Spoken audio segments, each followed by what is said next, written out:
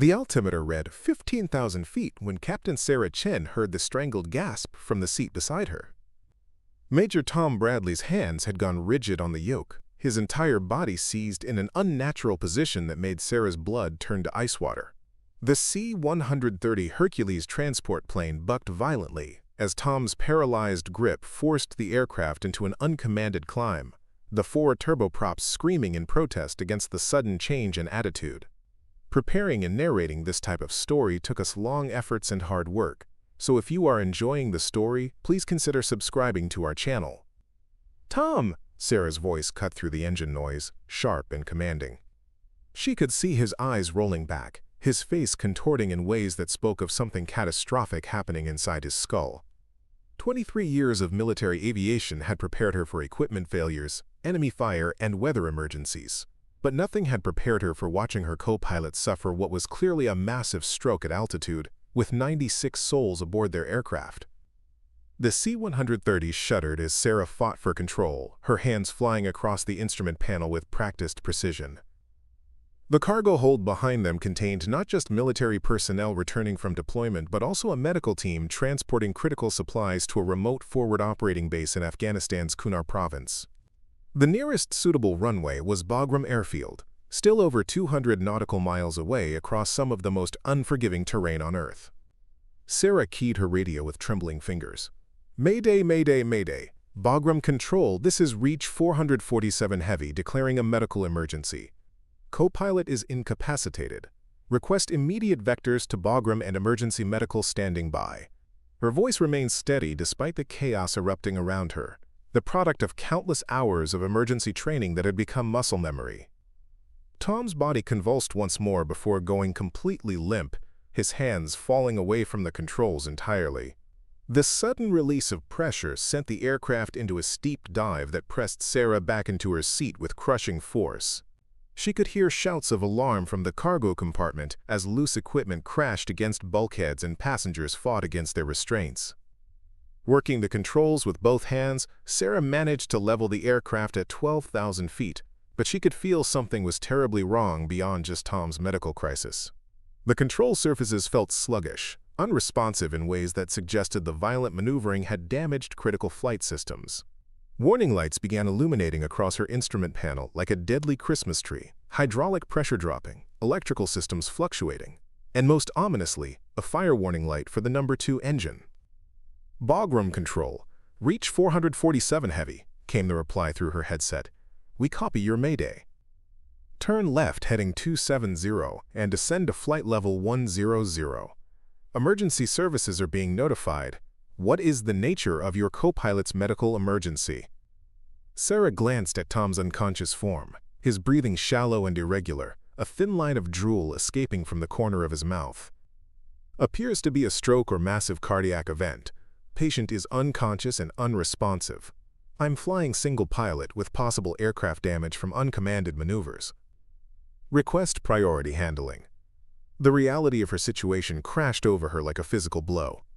She was alone at the controls of a crippled C-130, with nearly 100 people depending on her to get them safely to the ground. The aircraft was designed to be flown by 2 pilots, with critical systems requiring coordination between both crew positions.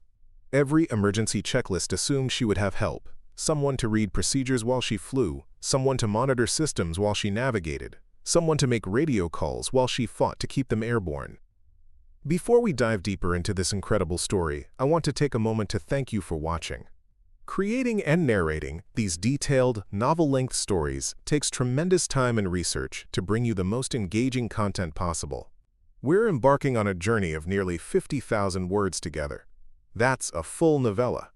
If you're already hooked by what you've heard, please show your support by hitting that like button, sharing this story with someone who would enjoy it, and subscribing to the channel. Don't forget to ring the notification bell so you never miss our latest stories. This is going to be an epic adventure, so get comfortable and let's continue with this remarkable tale. The morning had started with such promise. Sarah had awakened before dawn in her quarters at Kandahar Airfield, the familiar weight of responsibility settling on her shoulders as she prepared for what should have been a routine cargo run. At 42, she had logged over 4,000 flight hours in the C-130, making her one of the most experienced pilots in the 774th Expeditionary Airlift Squadron. Her auburn hair was pulled back in the regulation bun that had become second nature, and her flight suit bore the silver eagles of a full colonel, a rank she had earned through 2 decades of exemplary service and uncompromising dedication to aviation excellence. The pre-flight briefing had been unremarkable. Weather conditions showed clear skies with light winds, perfect for their mission to transport medical supplies and personnel to Firebase Chapman in the Kunar province. The cargo manifest included critical blood products, surgical equipment, and a trauma surgeon who needed to reach the forward base before nightfall to perform emergency surgery on wounded soldiers. It was the kind of mission that reminded Sarah why she had chosen military aviation. Every flight had the potential to save lives. Major Tom Bradley had been her co-pilot for the past 6 months, a competent officer with steady hands and quick reflexes. At 34, he was young enough to still possess the aggressive confidence that made for good military pilots, but experienced enough to temper that confidence with judgment. His wife Jennifer was expecting their second child, a fact he mentioned frequently during their flights together. Sarah had grown fond of his easy humor and methodical approach to procedures, qualities that made for an effective crew dynamic. "Beautiful morning for flying, Colonel," Tom had said as they completed their aircraft inspection, his hands methodically checking control surfaces and engine intakes with the thoroughness that separated competent pilots from exceptional ones. The C-130 sitting before them was a testament to American engineering, a workhorse aircraft that had served faithfully for over 60 years, capable of operating from rough airstrips that would challenge any other transport aircraft. "Every morning's beautiful when you're not stuck behind a desk," Sarah had replied, running her own inspection of the port wing. She had always believed that pilots who stopped appreciating the privilege of flight were pilots who had stayed too long. Even after 2 decades, she still felt a thrill when the engines spooled up and the aircraft lifted away from Earth's embrace. The C-130 they would be flying today was tail number 870123, an aircraft with its own distinguished service record. Built in 1987, it had flown missions in the Gulf War, Bosnia, Iraq, and now Afghanistan. The maintenance logs showed it had accumulated over 15,000 flight hours without a single major incident, a reliability record that spoke to both excellent engineering and meticulous care by generations of crew chiefs and maintenance personnel. Loading had proceeded smoothly under the supervision of Loadmaster Staff Sergeant Maria Gonzalez, a 10-year veteran who took personal pride in ensuring every piece of cargo was properly secured and balanced. The medical supplies were loaded with special care, their critical nature requiring extra attention to temperature control and shock protection. The trauma surgeon, Major David Kim, had briefed Sarah personally on the urgency of his mission. 3 soldiers at Firebase Chapman were in critical condition following an IED explosion, and his specialized skills were their only hope for survival. "Colonel, I can't emphasize enough how important it is that we reach Chapman before 1,800 hours, Major Kim had said, his normally calm demeanor showing cracks of stress. "Without immediate surgical intervention, we're going to lose at least 2 of these boys. They've already been stabilized as much as possible, but there's only so much the forward medics can do." Sarah had assured him they would arrive with time to spare. The flight plan called for a direct route at 20,000 feet, taking advantage of favorable winds that would put them at Chapman with nearly an hour to spare. It was exactly the kind of mission the C-130 had been designed for, carrying critical supplies to remote locations where every minute could mean the difference between life and death. The passenger manifest included 32 military personnel rotating back to their forward positions after brief R&R periods, 12 medical personnel supporting the surgery mission, and 42 contractors and civilian support staff. Each person represented someone's son or daughter, husband or wife, parent or sibling. Sarah felt the familiar weight of responsibility that came with carrying precious human cargo, a weight that had only grown heavier over the years as she advanced in rank and experience. Staff Sergeant Gonzalez had completed her final cargo inspection with characteristic thoroughness. "Load secure and balanced, Colonel. Center of gravity is well within limits, and we're showing 185,000 pounds gross weight. Everything's tied down tight and ready for transport." The weather briefing had shown ideal conditions along their route: clear skies, light winds, and excellent visibility. The only concern was a weak weather system moving through the Kunar Valley that might require a slight course deviation, but nothing that would significantly impact their flight time or fuel requirements. Intelligence reports showed no known enemy activity along their planned route, and the threat level was assessed as minimal. Sarah had conducted the crew briefing with her usual attention to detail, covering emergency procedures, communication protocols, and passenger safety requirements. Each crew member understood their specific responsibilities and the importance of their mission. The aircraft had been fully fueled and inspected, with all systems showing normal operation and no maintenance write-ups requiring attention. "Crew, this is a critical mission with lives hanging in the balance," Sarah had told them during the briefing. "I know I can count on each of you to perform at your highest level. Let's get these supplies and medical personnel where they need to be and bring everyone home safely." The engine start sequence had proceeded flawlessly, all 4 Allison T-56 turboprops spooling up to normal operating parameters.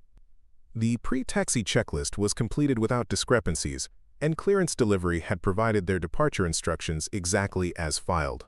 Tower control cleared them for takeoff on runway 23, and Sarah advanced the power levers smoothly, feeling the familiar surge of acceleration as nearly 200,000 pounds of aircraft and cargo began rolling down the concrete strip. Rotation speed came quickly, and Sarah eased back on the yoke as the C-130 lifted gracefully into the morning sky. The gear retracted with satisfying mechanical precision, and they began their climb toward cruising altitude. Afghanistan's rugged landscape spread out below them, a harsh but beautiful terrain that had challenged invading armies for centuries, and now tested the skills of military aviators daily. Kandahar departure, reach 447 heavy passing 3,000 for 20,000, Tom had radioed, his voice professional and confident. Everything about the flight felt routine, normal, exactly as it should be. The passengers had settled in for what they expected to be an unremarkable 3-hour flight, many already dozing or reading to pass the time. Sarah had allowed herself a moment of quiet satisfaction as they climbed through 10,000 feet. These were the moments she treasured most, when everything was working perfectly, the aircraft was performing flawlessly, and the mission was proceeding according to plan. The C-130 was in its element, climbing steadily through the thin mountain air with the reliability that had made it legendary among transport pilots worldwide. The first hint that something was wrong came at 15,000 feet, just as they were approaching their cruising altitude. Tom had been reaching for his water bottle when Sarah noticed his movements suddenly stop mid-motion. His hand froze in space, fingers partially curled, as if someone had pressed a pause button on his entire existence. "Tom?" Sarah's voice carried a note of concern as she glanced over at her co-pilot. "You okay?" But Tom wasn't okay. His eyes had taken on a glassy, unfocused quality, and his breathing had become labored and irregular. Sarah could see perspiration beading on his forehead, despite the cool temperature in the cockpit. Something was happening to him, something serious and immediate that required her full attention. The stroke struck with devastating suddenness. Tom's entire left side went limp as if someone had cut invisible strings controlling his movements. His head lolled to one side, and a strange gurgling sound escaped from his throat. His right hand, still gripping the yoke, began pulling with involuntary spastic movements that sent the aircraft into an uncommanded climb that immediately triggered every alarm in Sarah's experienced mind. "Medical emergency in the cockpit," Sarah called over the intercom to Staff Sergeant Gonzalez. "Get Major Kim up here immediately." She was already fighting for control of the aircraft, her hands and feet working in perfect coordination to counteract Tom's involuntary inputs to the flight controls. The C-130 was climbing at a dangerous angle now, the airspeed bleeding off rapidly as the nose pitched up beyond sustainable limits. Sarah could feel the aircraft beginning to shudder as it approached stall speed, a situation that could prove catastrophic at their current altitude and configuration. She pushed forward on her yoke while simultaneously pulling back Tom's power levers, trying to regain control before the situation became unrecoverable. Behind her, she could hear the sounds of chaos as passengers and cargo shifted against their restraints. Equipment that had been properly secured was now testing the limits of its tie-downs as the aircraft bucked and pitched in ways that no transport aircraft was designed to handle. The medical supplies in the cargo hold represented thousands of dollars in critical equipment that could be damaged or destroyed by the violent maneuvering. Major Kim appeared in the cockpit doorway within seconds, his medical training immediately recognizing the signs of a massive stroke. "Get him away from the controls," he ordered, squeezing into the narrow space behind the pilot's seats. "This is a major cerebrovascular event. I need to assess his condition, but first we need to secure him so he can't interfere with flight operations." Sarah was already working to do exactly that, using her left hand to pull Tom's inert form away from the control yoke, while her right hand fought to maintain aircraft control. The C-130 was finally responding to her inputs, the nose coming down toward a more sustainable attitude, but she could feel that something fundamental had changed in the aircraft's handling characteristics. The warning lights that began illuminating across her instrument panel told a story of cascading system failures that sent ice through her veins. Hydraulic pressure was fluctuating wildly, electrical systems were showing irregular voltages, and most critically, the fire warning light for engine number 2 was now glowing bright red. The violent maneuvering caused by Tom's medical emergency had apparently damaged critical aircraft systems, turning a medical emergency into a full-blown aviation disaster. "Bagram Control, this is Reach 447 Heavy declaring a Mayday," Sarah transmitted, her voice steady despite the chaos surrounding her. "We have a medical emergency with crew incapacitation and possible aircraft damage. Request immediate vectors to Bagram and emergency medical standing by." As Major Kim worked to stabilize Tom's condition and assess the extent of his stroke, Sarah began the mental calculations that would determine whether they would all live or die in the next few hours. Bagram Airfield was still over 200 nautical miles away across some of the most inhospitable terrain on Earth. Her aircraft was damaged, her co-pilot was unconscious, and she had nearly 100 souls depending on her ability to thread the needle between a successful emergency landing and a catastrophic crash that would leave no survivors. The C-130's reputation as a forgiving aircraft was about to be tested to its absolute limits. Sarah's skills as a pilot, honed over 2 decades of military aviation, would need to be perfect in ways that no training scenario had ever demanded. Every decision she made in the coming hours would ripple through the lives of everyone aboard, determining who would return home to their families and who would become another casualty of Afghanistan's unforgiving environment. "Reach 447 Heavy, Bagram Control, we copy your Mayday. Turn left heading 270 and begin descent to flight level 100. Emergency medical personnel are being notified. Confirm souls on board and fuel remaining." Sarah acknowledged the transmission while simultaneously trying to process the cascade of system failures confronting her. The hydraulic pressure gauges were showing erratic readings that suggested possible damage to the aircraft's primary flight control systems. Without full hydraulic power, the C-130 would become increasingly difficult to control, especially during the critical phases of approach and landing. "Bagram Control, Reach 447 Heavy has 9 sick souls on board with approximately 4 hours of fuel remaining," she transmitted, her mind already working through contingency plans. 4 hours of fuel gave her options, but only if she could keep the aircraft controllable long enough to reach a suitable runway. Behind her, Major Kim was working frantically to stabilize Tom's condition. "Colonel, he suffered a massive stroke affecting the left side of his brain. He's unconscious but breathing on his own. Blood pressure is critically elevated, and he needs immediate medical intervention that I can't provide in flight. How long until we can get him to a hospital?" Sarah glanced at her navigation display, calculating time and distance against fuel consumption and aircraft performance with damaged systems. "At current speed and heading, approximately 90 minutes to Bagram. But I need to assess our aircraft damage first before I can give you a definitive answer." The fire warning light for engine number 2 was still illuminated, demanding immediate attention.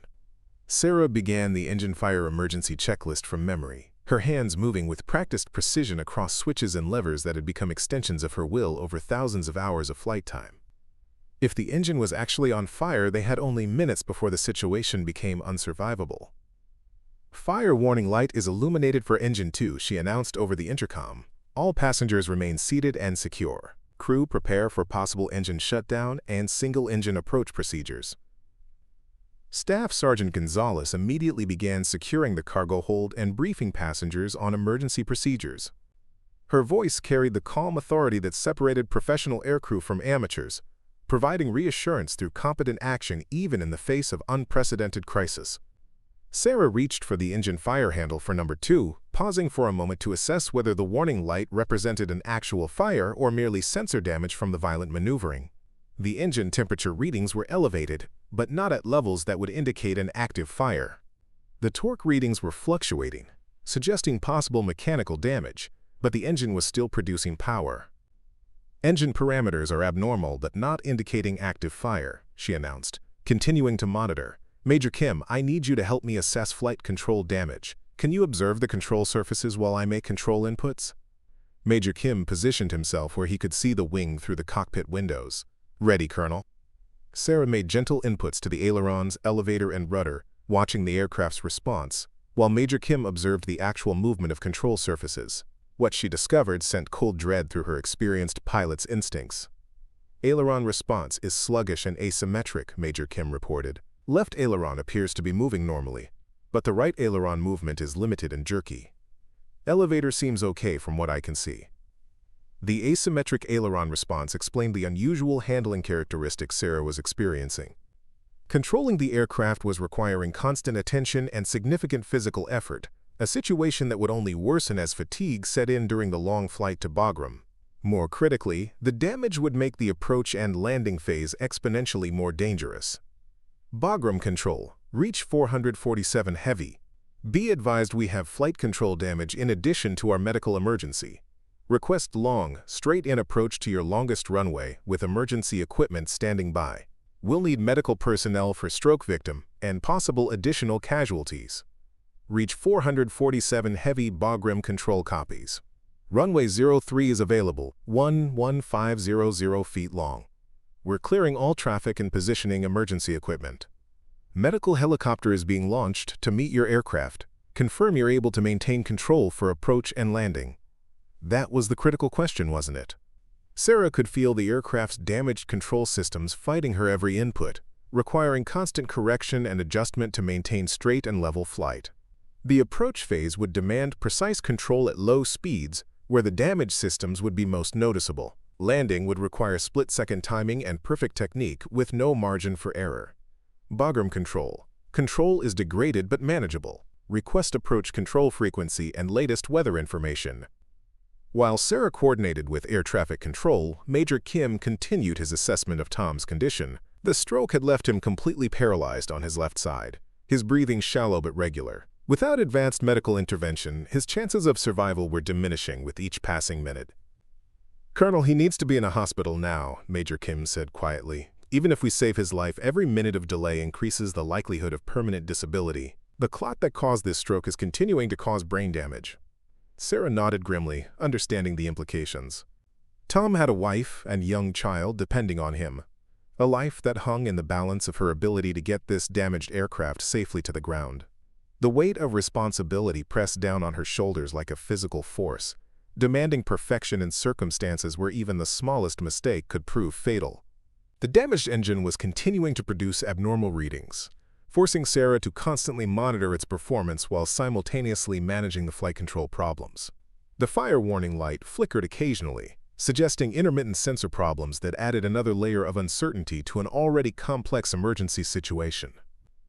"Engine number 2 showing intermittent fire warnings," she announced. "Temperatures are elevated but stable, continuing to monitor closely."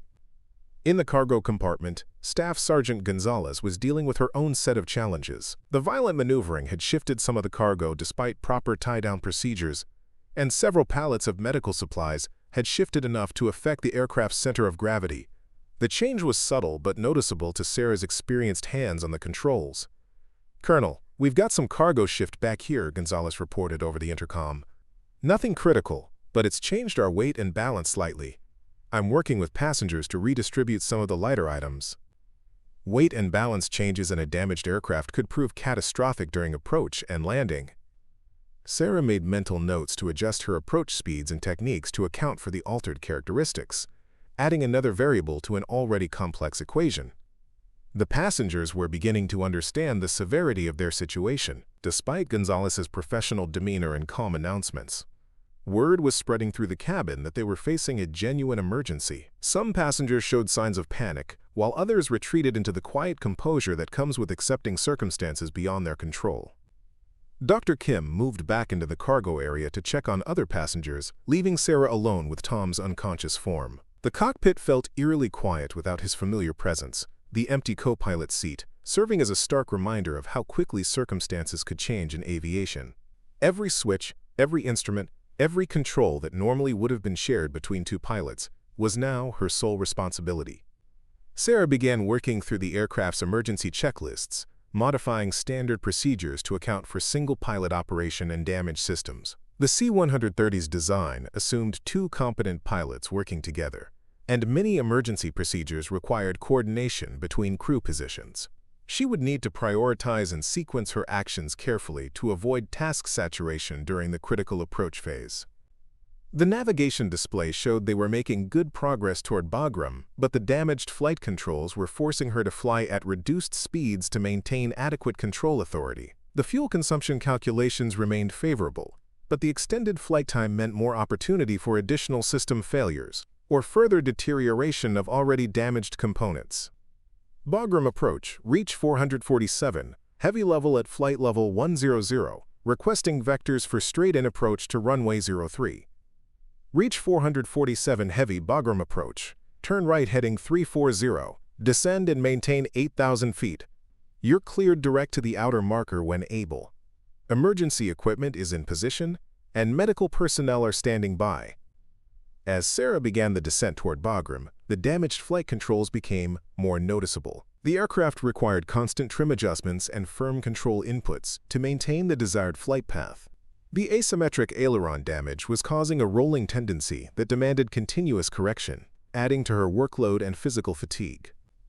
The engine fire warning light flickered again, this time staying illuminated for several seconds before extinguishing. Engine temperature readings spiked momentarily before returning to elevated but stable indications. Sarah's hand hovered over the fire handle, ready to shut down the engine if conditions deteriorated further, but knowing that losing an engine would make the approach and landing even more challenging. Major Kim returned to the cockpit with updates on passenger condition. "Everyone's secure back there, Colonel. A few minor injuries from the initial maneuvering, but nothing serious. How are we looking for the approach?" Sarah glanced at her instruments, calculating the complex interplay of damaged systems, fuel remaining, and approach requirements. "It's going to be challenging. The flight controls are getting more difficult as we slow down, and I'm concerned about the engine situation. But we have options, and that's what matters right now." The weather at Bagram was reported as favorable: clear skies, light winds, and excellent visibility. At least, they wouldn't have to contend with weather complications on top of their mechanical and medical emergencies. Every small advantage would be critical in the coming approach and landing phase. As they continued the descent toward Bagram, Sarah began mentally rehearsing the approach and landing procedures she would need to execute flawlessly. The damaged flight controls would require modified techniques, and the possibility of engine failure during the approach meant she needed contingency plans for every phase of the landing sequence. The radio crackled with updates from Bagram Tower. "Reach 447 heavy medical helicopter is airborne and will be standing by for immediate transport of your stroke victim. Runway 03 is cleared and emergency equipment positioned. Confirm your intentions for approach type." Bagram Tower, reach 447, heavy request, long straight-in ILS approach to runway 03. Will need maximum runway length due to control difficulties and possible single-engine landing. The pieces were falling into place for what would either be a successful emergency landing or a catastrophic accident that would claim nearly 100 lives. Sarah's skill, experience, and determination would be tested to their absolute limits in the coming hour, as she attempted to thread the needle between mechanical failure and human tragedy. We're deep into this incredible story now, and I hope you're as captivated as I am by these unfolding events. The amount of effort that goes into researching, writing, and narrating these novel-length stories is immense. We're talking about creating content equivalent to a published book. But it's worth it to bring you stories that truly engage and transport you to another world. If you're enjoying this journey so far, please take a second to like this video and share it with friends who appreciate great storytelling. Your support means everything and helps us continue creating these detailed, epic narratives. We still have so much more to discover together, so let's see how this situation unfolds. The descent toward Bagram became a carefully orchestrated dance between Sarah's piloting skills and the C-130's increasingly unreliable systems. At 8,000 feet, the aircraft was entering the phase of flight where every control input would be magnified, where the damaged flight systems would demand the most from her experience and instincts. Bagram approach, reach 447, heavy passing 9,000 for 8,000. Be advised our control difficulties are increasing as we slow down. Request approach clearance when ready. Reach 447 heavy, cleared ILS runway 03 approach. Contact tower on 118.1 when established on the localizer. Emergency equipment remains in position. Sarah acknowledged while simultaneously fighting a sudden uncommanded roll to the right that required significant left aileron input to correct. The asymmetric control damage was becoming more pronounced as airspeed decreased, turning every course correction into a battle of will against mechanical failure. In the cargo compartment, the passengers had grown quiet with the understanding that their lives hung in the balance of events beyond their control. Staff Sergeant Gonzalez moved among them with calm professionalism, checking restraints and offering quiet reassurance to those showing signs of panic. Her presence alone was a stabilizing force, representing the competence and training that separated military personnel from civilians in crisis situations. Major Kim divided his time between monitoring Tom's deteriorating condition and providing whatever assistance Sarah needed in the cockpit. Tom's blood pressure remained dangerously elevated, and without immediate medical intervention, the stroke damage would continue to spread through his brain tissue with each passing minute. "Colonel, his vital signs are becoming more unstable," Major Kim reported quietly. "We're running out of time for any meaningful medical intervention. Even if we get him to a hospital within the hour, the prognosis is becoming increasingly poor." Sarah absorbed this information while intercepting the ILS localizer for runway 03 at Bagram. The precision approach would require her to fly an exact 3-degree glide path to the runway, maintaining precise airspeeds and headings despite the aircraft's damaged condition. Any deviation could result in an approach that was too high, too low, too fast, or too slow, any of which could prove fatal during landing. "Localizer alive," she announced, watching the navigation instrument center as the aircraft aligned with the runway centerline still 10 miles away. "Beginning approach descent." The engine fire warning light chose that moment to illuminate again, this time staying on for nearly 30 seconds before extinguishing. Engine number 2's temperature readings spiked beyond normal limits before slowly returning to elevated but manageable levels. Sarah's hand remained poised over the fire handle, ready to shut down the engine if the situation demanded it. "Engine number 2 showing fire indications again," she announced over the intercom. "All crew prepare for possible engine shutdown during approach. Passengers remain seated and secure."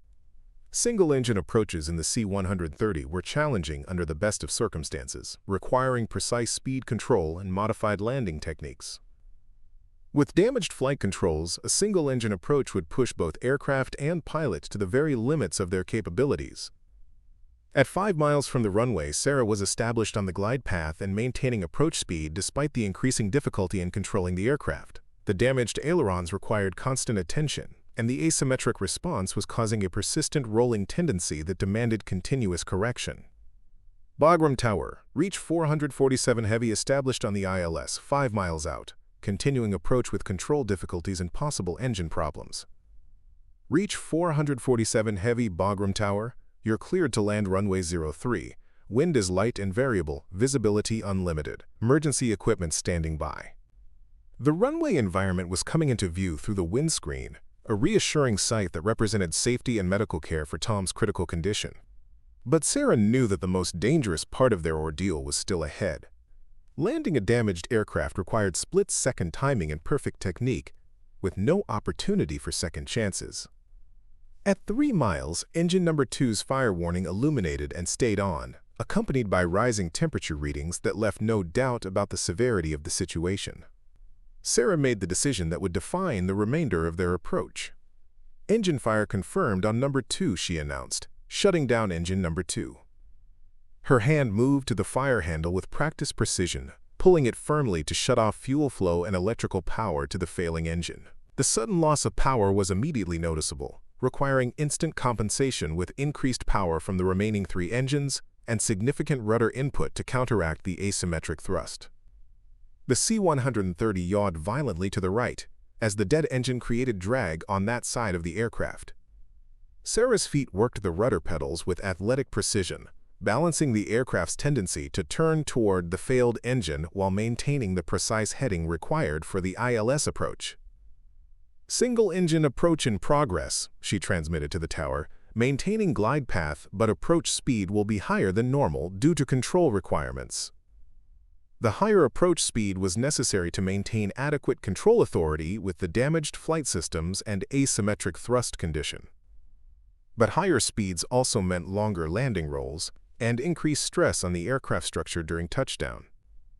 Every decision carried consequences that rippled through the complex equation of emergency landing procedures.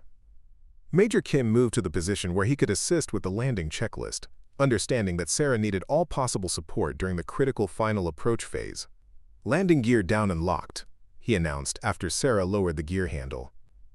The landing gear extension created additional drag that further complicated the approach energy management. Sarah adjusted power settings on the remaining 3 engines while fighting the increased control forces required to maintain the proper glide path. Sweat beaded on her forehead despite the cool cockpit temperature, evidence of the physical and mental effort required to control the damaged aircraft. 2 miles out, continuing approach," she transmitted, her voice remaining steady despite the enormous pressure of the situation. The runway was clearly visible now, emergency vehicles positioned along the sides with red and blue lights flashing in readiness for whatever outcome the next few minutes would bring. In the cargo compartment, passengers braced themselves for what they understood would be an abnormal landing.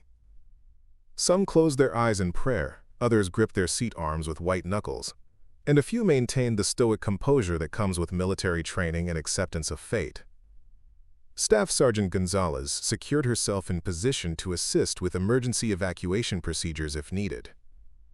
At 1 mile final, Sarah was fighting constant control inputs to maintain the aircraft's alignment with the runway centerline. The damaged ailerons required significant physical force to overcome, and the asymmetric thrust from the shutdown engine demanded continuous rudder pressure that was causing fatigue in her leg muscles. "Final approach checklist complete," Major Kim announced, all passengers and crew secured for landing.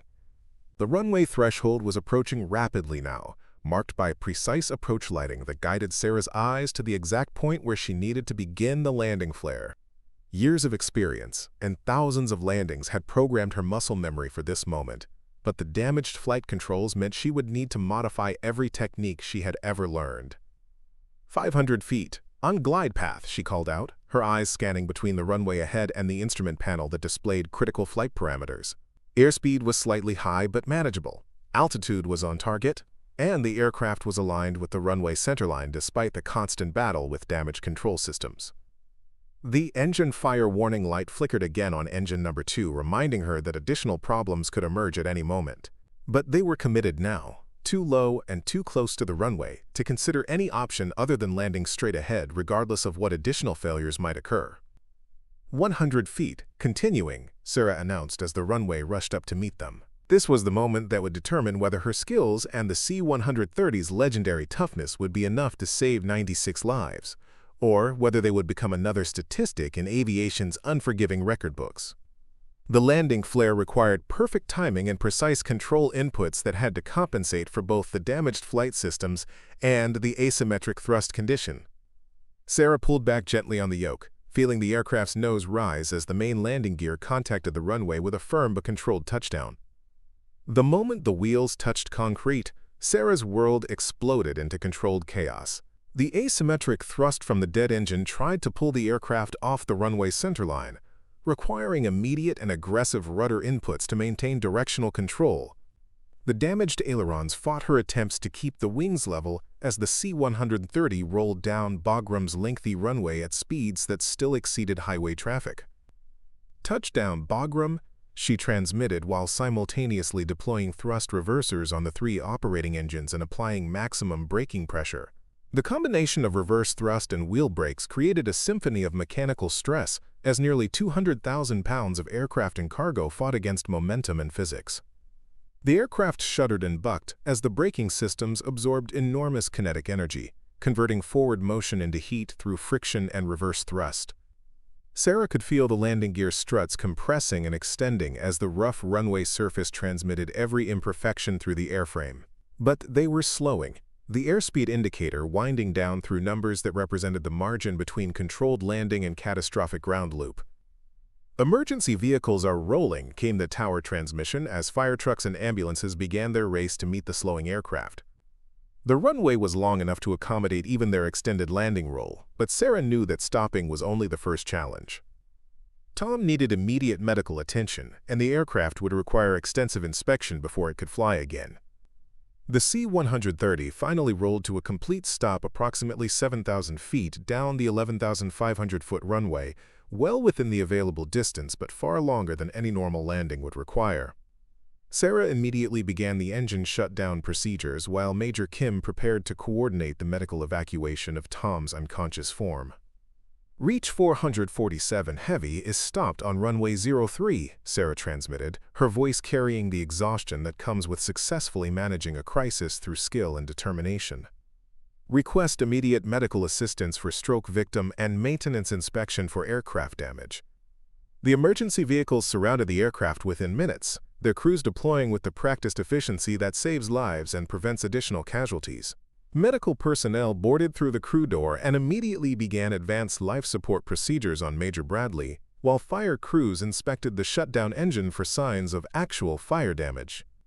Staff Sergeant Gonzalez coordinated the passenger evacuation with characteristic professionalism, ensuring that everyone departed the aircraft safely and in good order despite the traumatic experience they had just survived. Many passengers stopped to thank Sarah personally, understanding that her skill and determination had literally saved their lives. The medical helicopter that had been launched earlier met the ambulance carrying Tom Bradley, beginning his urgent transport to the military hospital at Bagram, where neurosurgeons were standing by to attempt emergency intervention. Major Kim accompanied him, knowing that the next few hours would determine whether Tom would survive his stroke and what level of function he might retain. Sarah remained with the aircraft as maintenance personnel began their detailed inspection of the damage sustained during Tom's medical emergency and the subsequent violent maneuvering. What they discovered painted a sobering picture of how close they had come to complete catastrophe. Chief Master Sergeant Robert Hayes, the senior maintenance supervisor at Bagram, emerged from his inspection of the aircraft with the grim expression of someone who had seen too many close calls in his 30-year career. "Colonel Chen, you need to see this," he said, leading her to the right wing where the damaged aileron control system was exposed. The aileron control cables showed clear evidence of stress damage, with several strands of the steel cable frayed and on the verge of complete failure. "Ma'am, these cables were maybe 10 minutes away from complete separation," Hayes explained. "If they had failed during your approach, you would have lost all aileron control on this side. There's no way you could have maintained control for landing." Sarah studied the damaged cables with the eye of someone who understood exactly how close they had come to disaster. Complete aileron failure during approach would have made the aircraft uncontrollable, almost certainly resulting in a crash that would have killed everyone aboard. The margin between their successful landing and catastrophic failure had been measured in minutes and millimeters of steel cable. The inspection of engine number 2 revealed equally sobering discoveries. A turbine blade had failed catastrophically, causing severe internal damage that had triggered the fire warnings and forced the engine shutdown. Metal fragments from the failed blade had been contained within the engine case, but the damage was extensive enough that the engine would require complete replacement. The blade failure created vibrations that transmitted through the entire airframe, Hayes continued his briefing. That's what caused the control cable damage and probably contributed to some of the hydraulic system problems you experienced. This aircraft took a beating, but she held together when it mattered most. While maintenance personnel continued their detailed inspection, Sarah was called to the base hospital to check on Tom's condition and provide information for the medical team treating him. The neurosurgeon, Colonel Patricia Walsh, met her in the intensive care unit where Tom was connected to monitors and life support equipment. "Colonel Chen, Major Bradley suffered a massive stroke caused by a blood clot in the middle cerebral artery," Dr. Walsh explained. "We've administered clot-busting drugs and performed emergency surgery to restore blood flow, but there's been significant brain damage. The next 72 hours will be critical in determining his prognosis." Sarah looked at Tom's unconscious form, his face peaceful despite the catastrophic damage occurring in his brain. His wife Jennifer would need to be notified, their young child would need to understand why Daddy might not come home the same as when he left. The human cost of their emergency went far beyond the mechanical damage to aircraft systems. "Will he recover?" Sarah asked, though she suspected she already knew the answer from Dr. Walsh's carefully neutral expression. It's too early to make definitive predictions, but the stroke was severe and occurred at altitude where immediate medical intervention wasn't possible, the doctor replied honestly. Even if he survives, there will likely be significant permanent disabilities. His flying career is almost certainly over. The weight of that revelation settled on Sarah's shoulders like a physical burden. Tom's dreams of continuing his military aviation career, his plans for advancement and leadership, his identity as a pilot, all of it had been erased in the space of a few terrible minutes, at 15,000 feet above Afghanistan's unforgiving terrain. News of their emergency landing had spread quickly through the aviation community at Bagram and beyond. Other pilots stopped by to congratulate Sarah on her handling of an impossible situation, but their praise felt hollow against the reality of Tom's condition and the near miss that could have claimed so many lives. On calm water, the official investigation into the incident would take weeks to complete, examining every aspect of the emergency from the initial stroke through the final touchdown. Sarah would be required to provide detailed testimony about her decisions and actions, subjecting every choice to scrutiny by investigators who had the luxury of unlimited time to analyze split-second decisions made under extreme pressure. Colonel James Morrison, the squadron commander, arrived at Bagram that evening to personally debrief Sarah and assess the situation.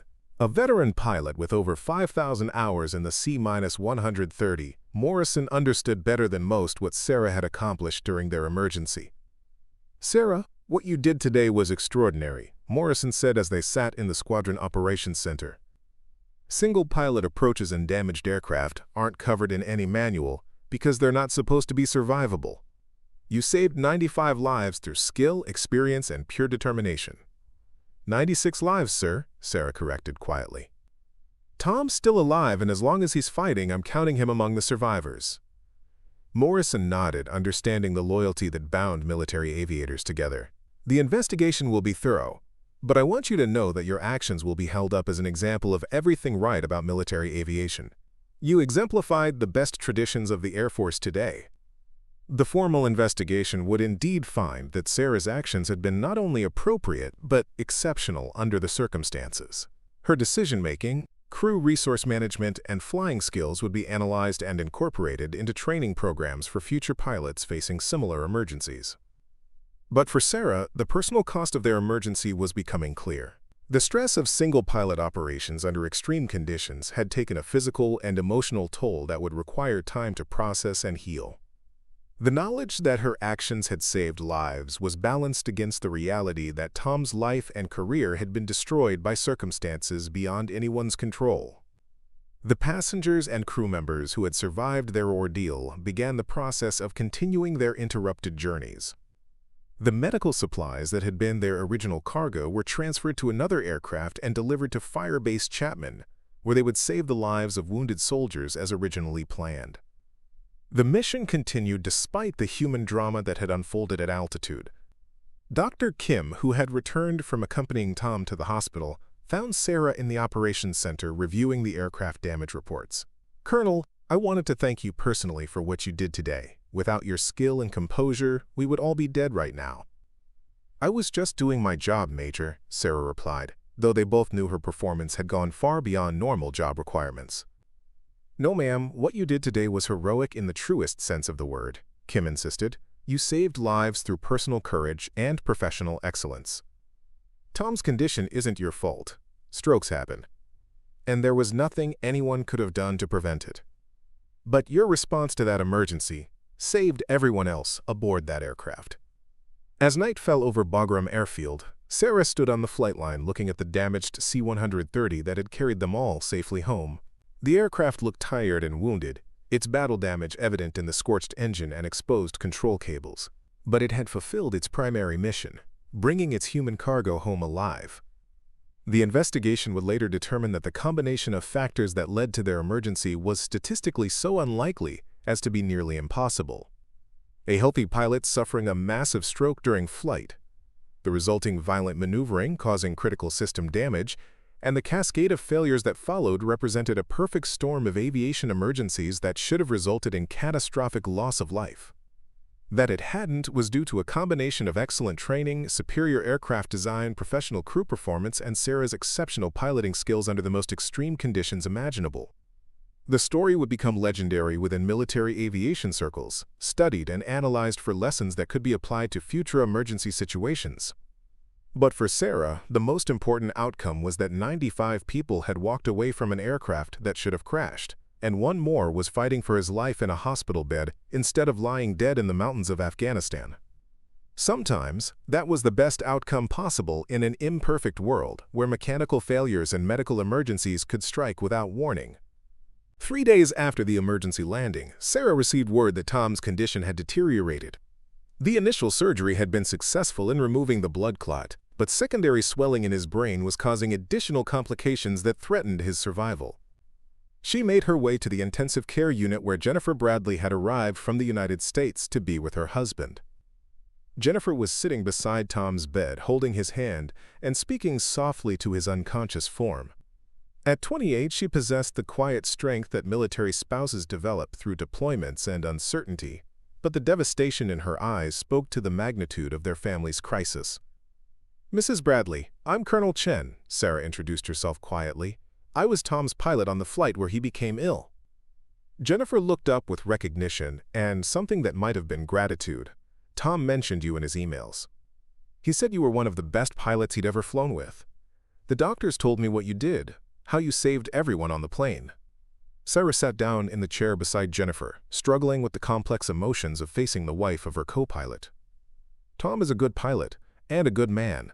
I'm sorry this happened to him." "The doctors say his chances aren't good," Jennifer said, her voice barely above a whisper. "Even if he survives, he'll likely have severe disabilities. Our daughter Emma is only 3. She doesn't understand why Daddy can't come home and play with her." The human cost of their aviation emergency was crystallizing into heartbreak for a young family whose future had been forever altered by a few minutes of medical crisis at altitude. Sarah found herself struggling with survivor's guilt, wondering if there had been something she could have done differently to prevent Tom's stroke or minimize its impact. Dr. Walsh found them together and provided an update that offered little hope. "The brain swelling hasn't responded to medication as well as we hoped. We may need to perform additional surgery to relieve the pressure, but that carries significant risks of its own." Jennifer's composure finally cracked, tears flowing as she processed the reality that her husband might not survive, or might survive with such severe disabilities that he would require constant care for the rest of his life.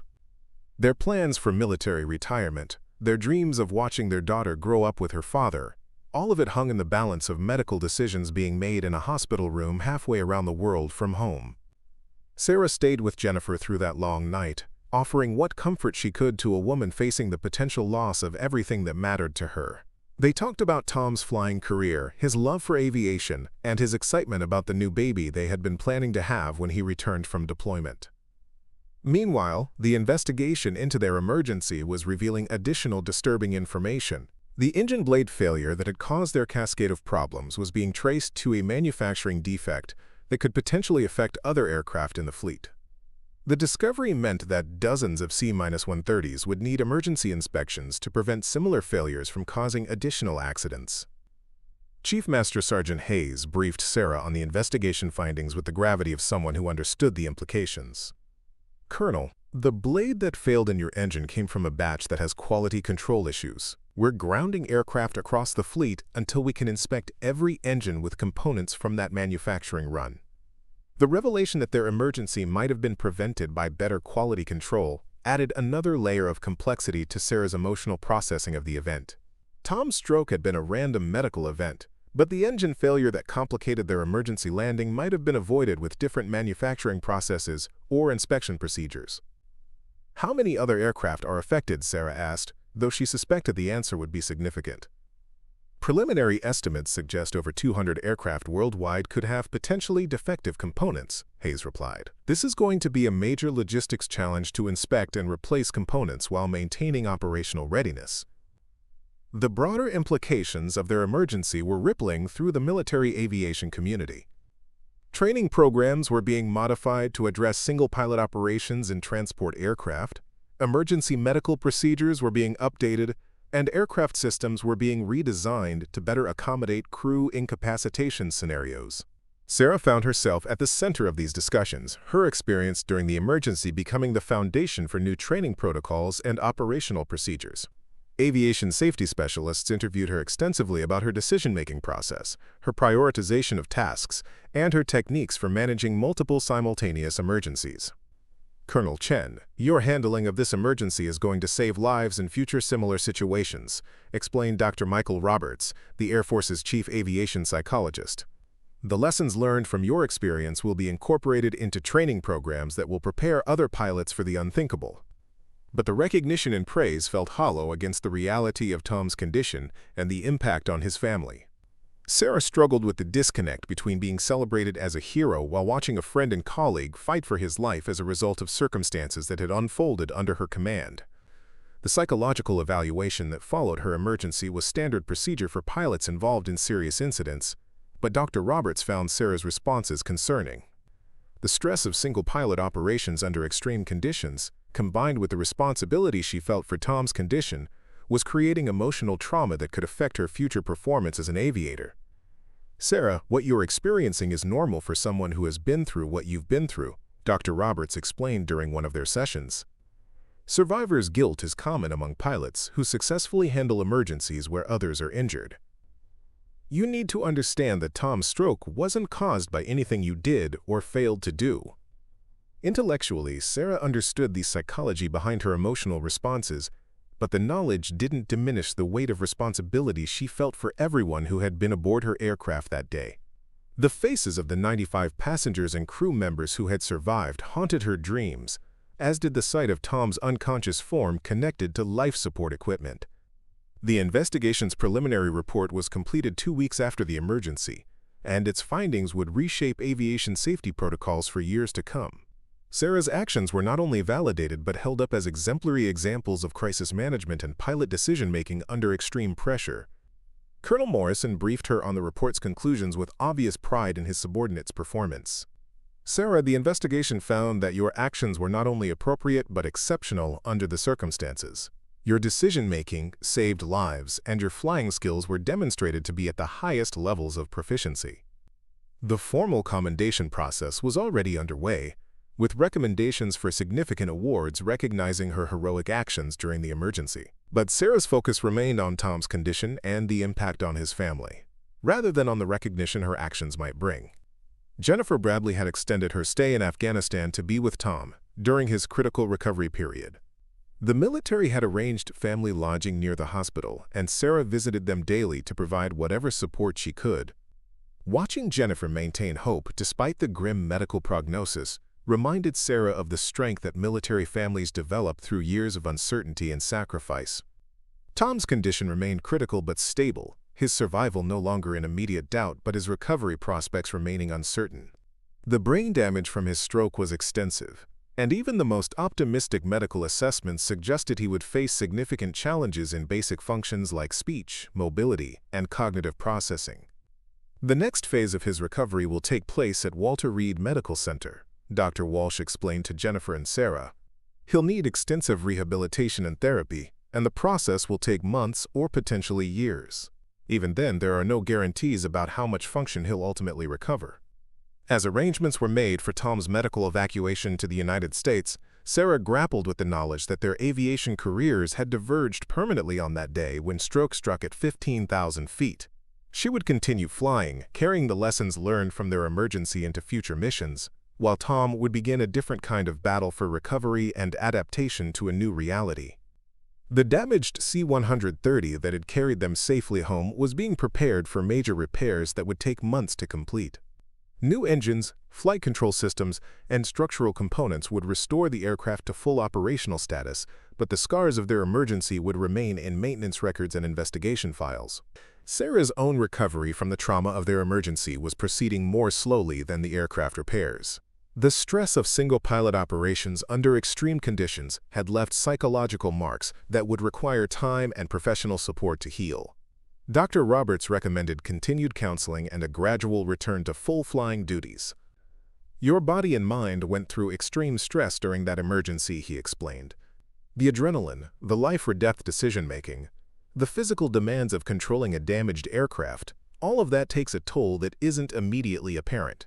You need time to process and heal. The irony wasn't lost on Sarah that she was being grounded for psychological reasons while being praised as a hero for her actions during the emergency. The military's concern for her mental health and long-term effectiveness as a pilot demonstrated the complexity of managing human resources in high-stress operational environments.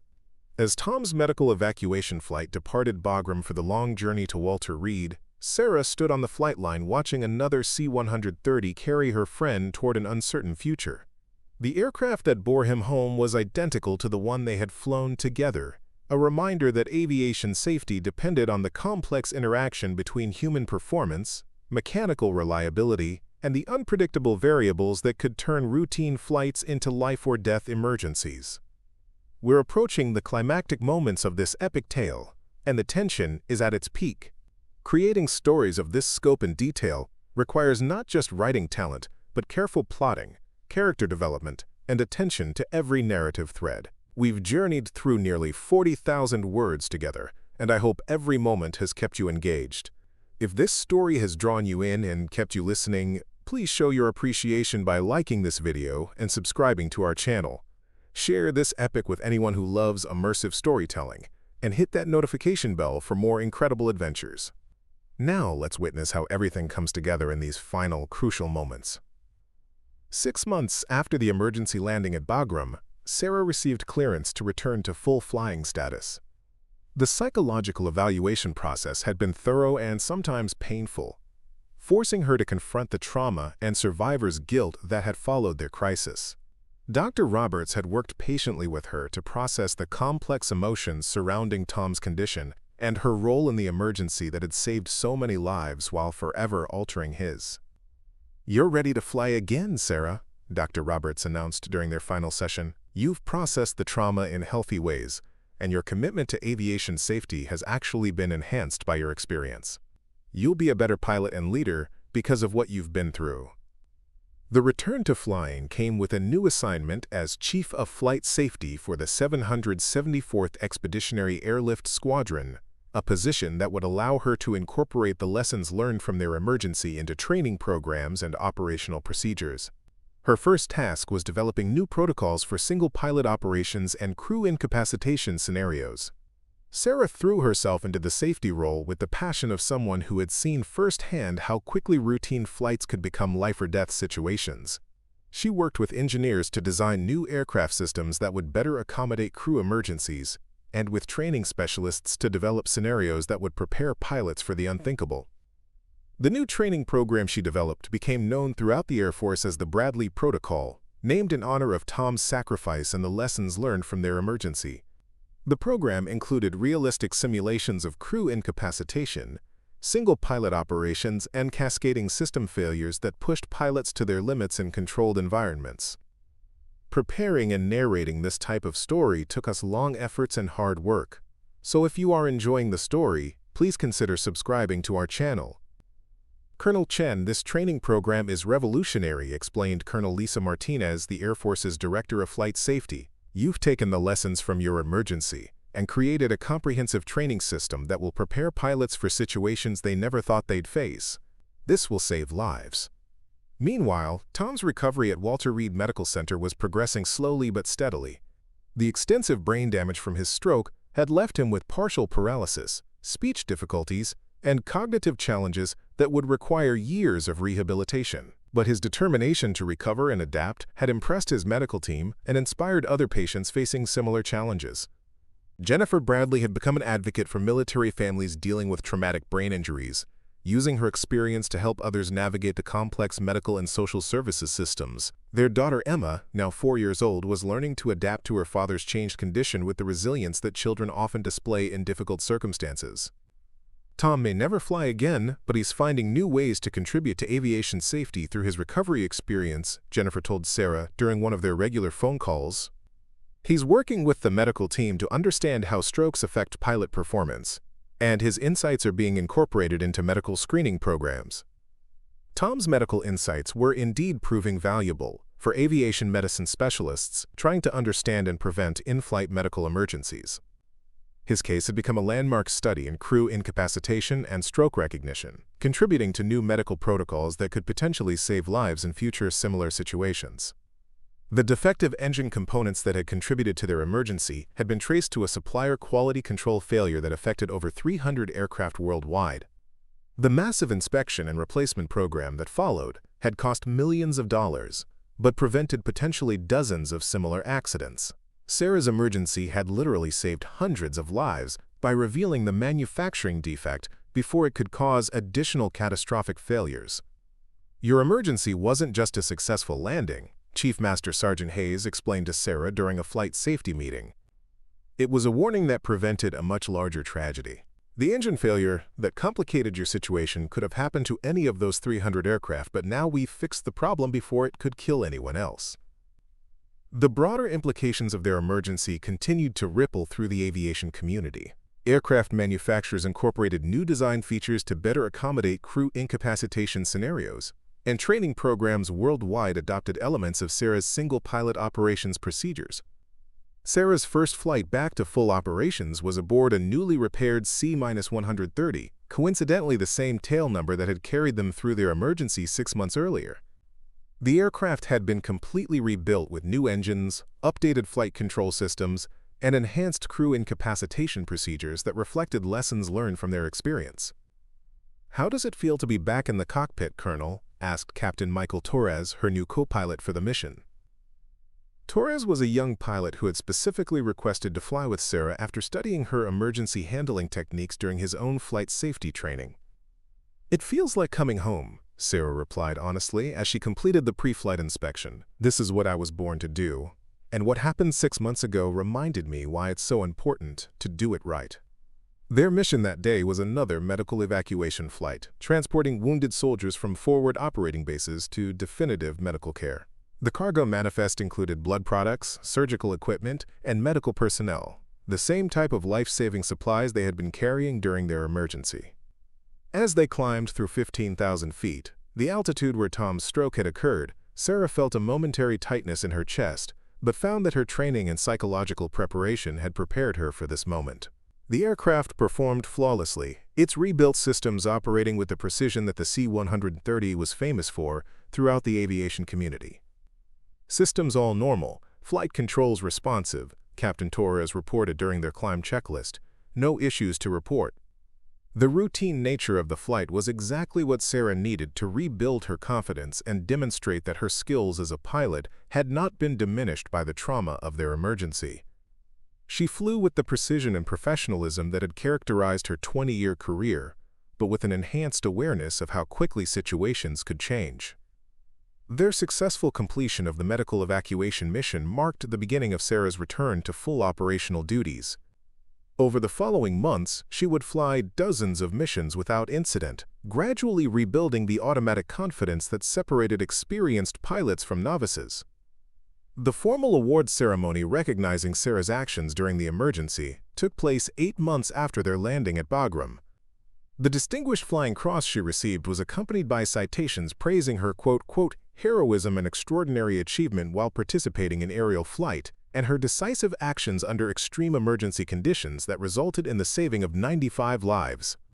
Tom Bradley attended the ceremony from his wheelchair, his speech still halting but his pride in his former pilot clearly evident.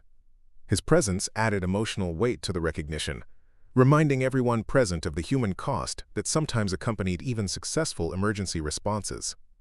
"Colonel Chen exemplifies everything that is best about military aviation," said General Patricia Williams, the Air Force Chief of Staff, as she presented the award. Her actions during an unprecedented emergency demonstrated skill, courage, and leadership that will inspire aviators for generations to come. But for Sarah, the most meaningful recognition came from the passengers and crew members who had survived their emergency. Many of them attended the ceremony, including Dr. Kim, Staff Sergeant Gonzalez, and several of the soldiers who had been transported that day. Their gratitude was expressed not in formal citations but in handshakes, embraces, and quiet words of thanks for bringing them home safely. 2 years after the emergency that had defined her career, Sarah was promoted to full colonel and assigned as commander of the 374th Airlift Wing at Yokota Air Base in Japan. The assignment represented both professional recognition of her leadership capabilities and an opportunity to apply the safety lessons learned from her emergency experience to a larger organization. Her first priority as wing commander was implementing comprehensive crew resource management and emergency response training based on the protocols she had developed following their crisis. The Bradley Protocol became standard training for all aircrews under her command, ensuring that future pilots would be better prepared for the kinds of emergencies that had nearly claimed so many lives. "Sarah, what you've built here is extraordinary," observed General Martinez during a safety inspection of the wing's training programs. "You've taken the lessons from one emergency and created a comprehensive safety culture that's becoming the standard for the entire Air Force." The training programs Sarah implemented went beyond technical procedures to address the psychological and physiological aspects of emergency management. Pilots learned not just what switches to flip and procedures to follow, but how to maintain situational awareness and decision-making capability under extreme stress. Tom Bradley's recovery had progressed to the point where he was able to participate in the training programs as an instructor, sharing his perspective on the medical aspects of crew incapacitation. His insights from the patient's perspective provided unique value to pilots learning to recognize and respond to medical emergencies. "Having Tom as part of our training team adds a dimension that no simulation can provide," Sarah explained to visiting safety inspectors. "His experience gives our pilots real-world understanding of what happens when medical emergencies occur in flight." Tom's role in the training program represented his successful adaptation to a new career focus. While he would never fly again, his contributions to aviation safety provided meaning and purpose that helped him navigate the challenges of his physical limitations and changed circumstances. Jennifer Bradley had completed her degree in social work and was working with military families affected by traumatic brain injuries. Her experience during Tom's recovery had equipped her with unique insights into the challenges faced by families dealing with sudden life-changing medical events. "What happened to our family was tragic, but we've found ways to turn that experience into something positive," Jennifer told Sarah during a visit to Yokota. "Tom's work with the training program and my work with military families means that some good has come from what we went through." The defective engine components that had contributed to their emergency had been completely removed from the fleet, and new quality control procedures had been implemented to prevent similar manufacturing defects. The cost of the inspection and replacement program had been enormous, but the investment had prevented what safety analysts estimated could have been dozens of accidents and hundreds of casualties.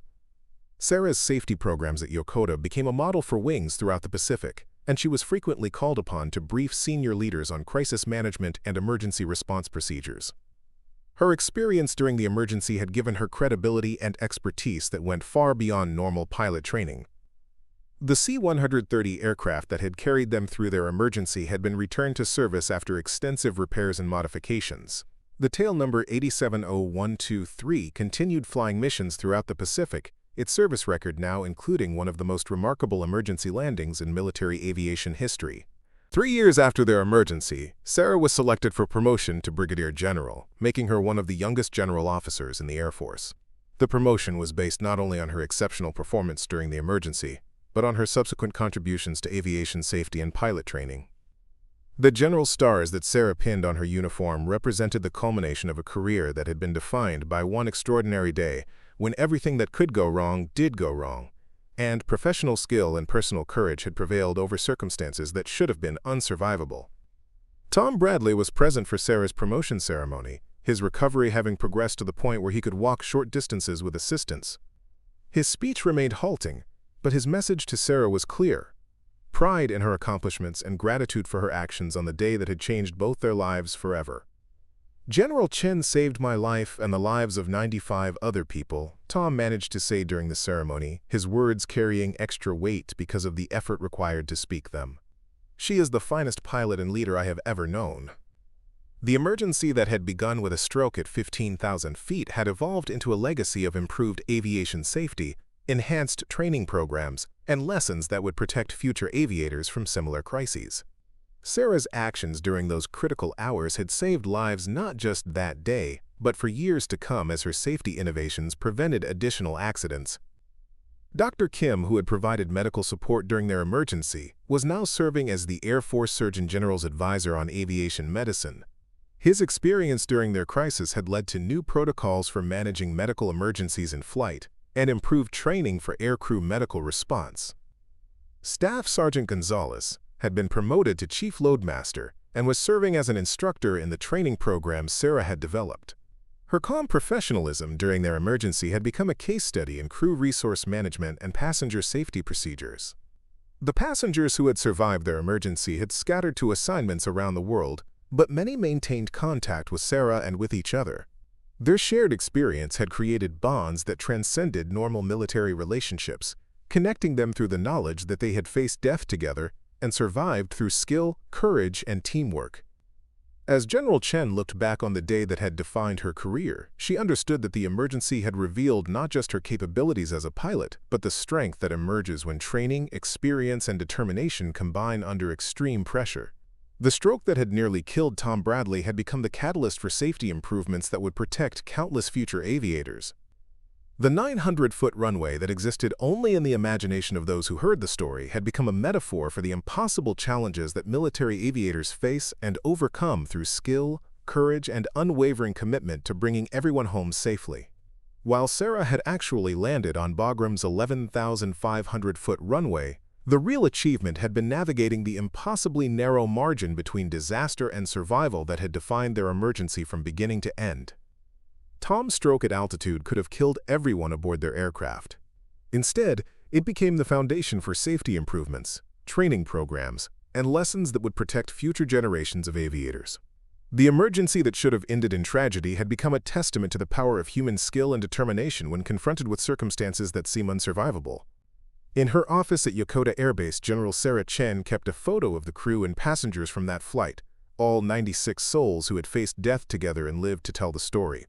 The photo served as a daily reminder of why aviation safety mattered, and why the lessons learned from their emergency needed to be preserved and passed on to future aviators.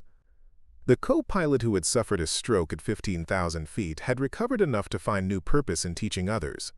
The pilot who had landed the damaged C-130 on what felt like an impossibly short runway had used that experience to make aviation safer for everyone who followed.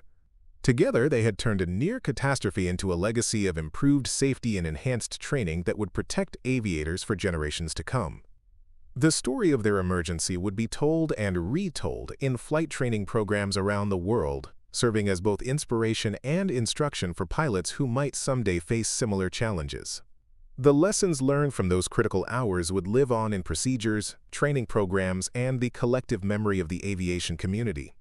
Most importantly, 96 people had returned home to their families because skill, training, and determination had prevailed over circumstances that seemed designed to end in tragedy. That was the real victory, measured not in awards or promotions but in lives saved and families kept whole, despite the cruel randomness that sometimes strikes at 15,000 feet above the mountains of Afghanistan. The emergency was over, but its legacy would continue as long as pilots flew, and the lessons learned from one extraordinary day continued to protect those who took to the skies in service of their country and their fellow human beings. What an absolutely incredible journey we've shared together. A full 50,000 words of adventure, character growth, and storytelling. Creating a story of this magnitude requires months of planning, writing, and careful narration to ensure every detail is perfect and every moment keeps you engaged. This has been the equivalent of a complete novella crafted specifically for this format. If this epic story moved you, inspired you, or simply entertained you through this incredible journey, please show your appreciation by liking this video and subscribing to our channel for more amazing long-form stories. Share this with anyone who loves compelling narratives and has the patience for truly epic storytelling.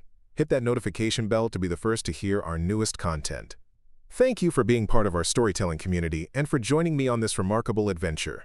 I'll see you in the next incredible tale.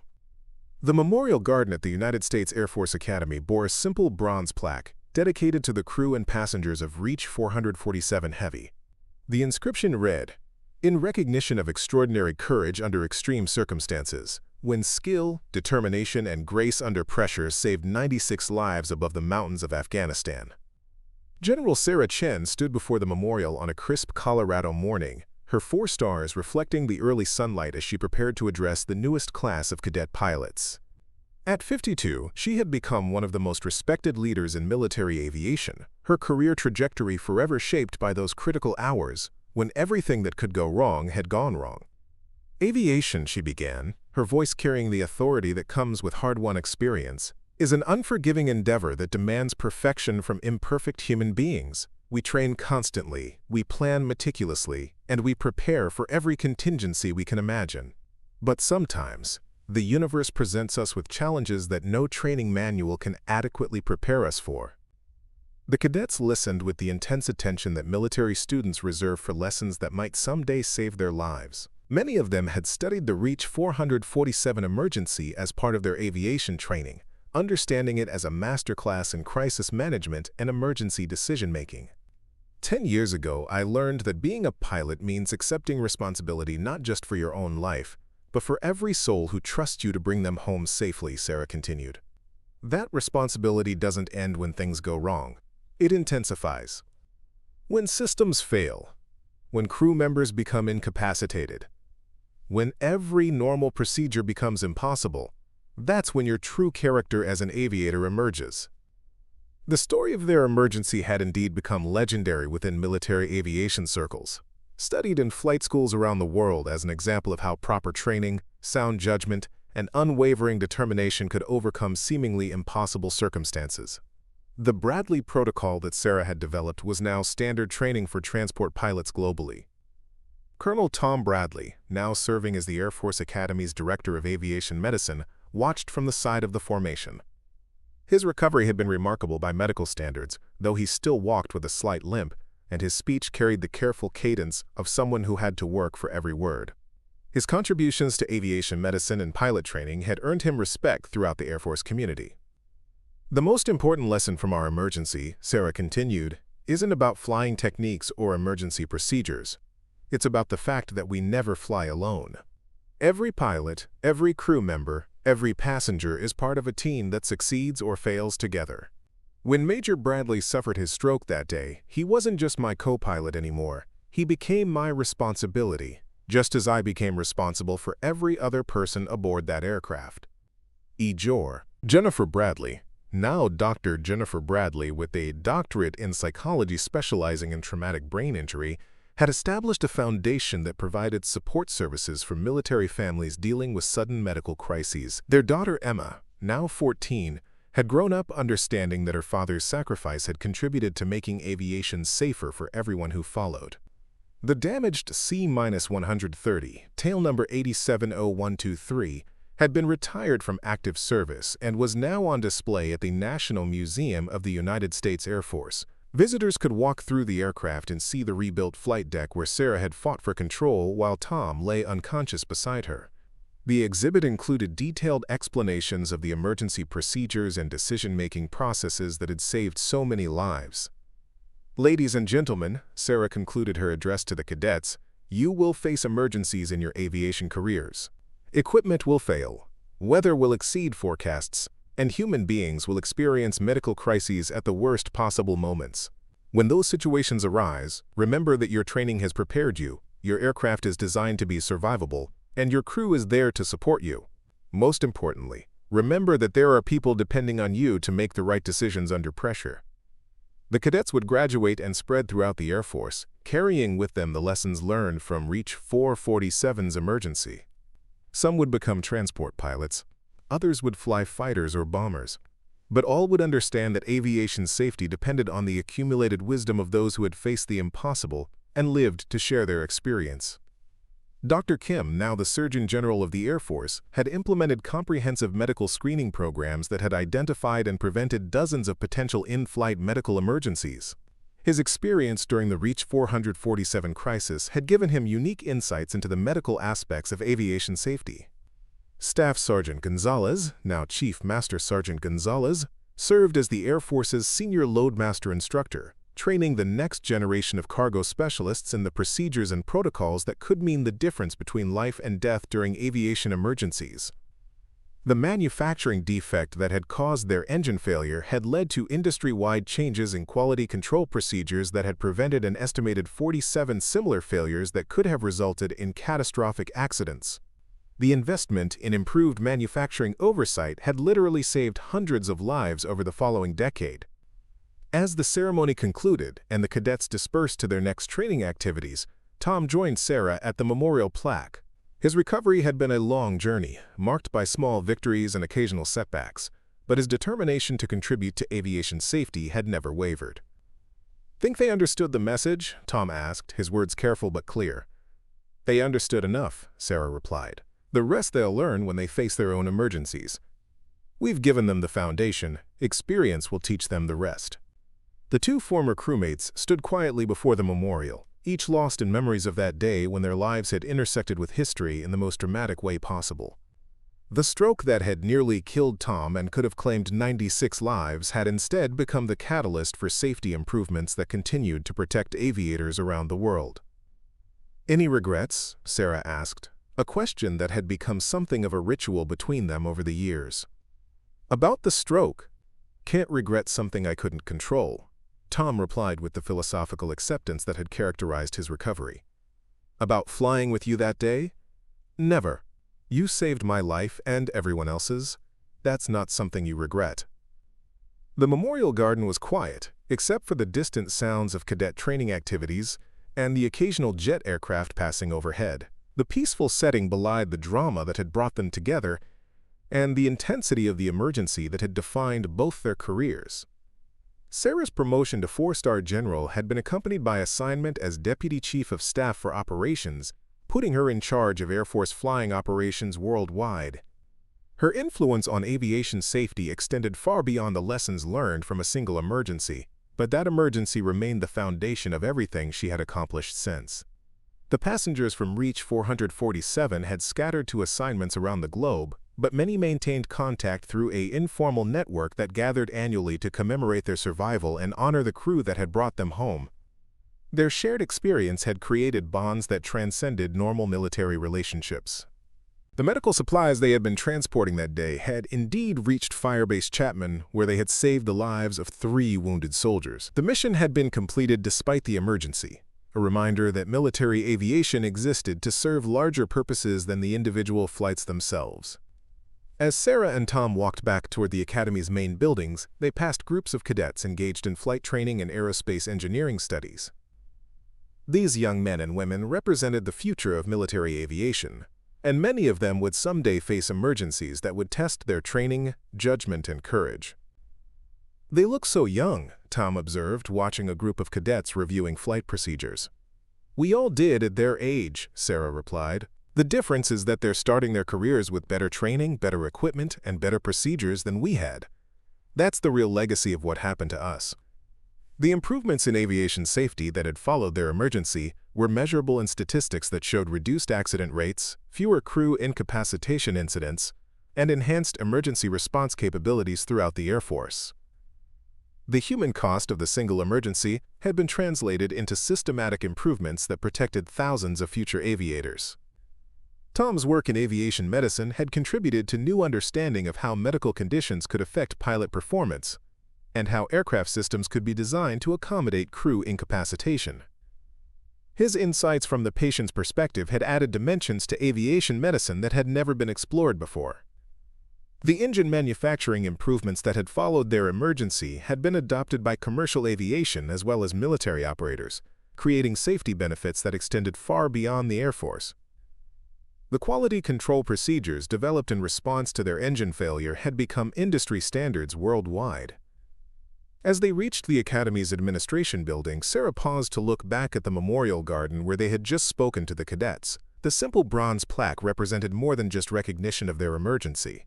It stood as a reminder that aviation safety was built on the accumulated experience of those who had faced impossible circumstances and lived to share what they had learned.